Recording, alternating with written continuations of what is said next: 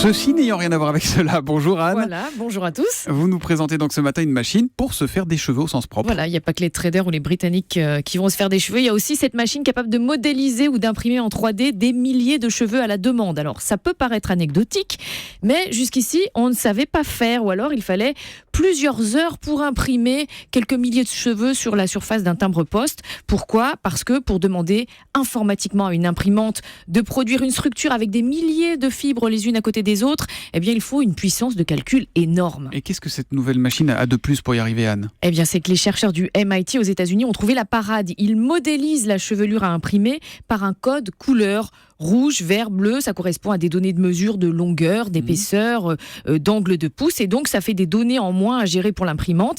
Ça permet d'un clic d'imprimer des cheveux dont on choisit d'ailleurs l'épaisseur, la densité, l'angle de pouce, selon qu'on veut une tignasse plutôt à la brosse ou plutôt Et aplatie. on fait aussi version propre ou version sale ? Non, ça c'est pas prévu.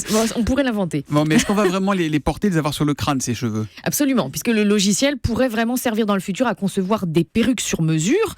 Plus inattendu, dans l'industrie, ça pourrait aussi servir à concevoir de nouveaux adhésifs de type velcro avec des petites fibres qui se tiennent les unes aux autres. Ou alors ça pourrait servir à fabriquer des peluches ou des fourrures qui changent de couleur selon la façon dont on les caresse, dans le sens du poil ou pas. Ah, ça change tout quand on caresse les gens dans le sens du poil ou pas. Merci Anne Le Gall, à lundi. À lundi.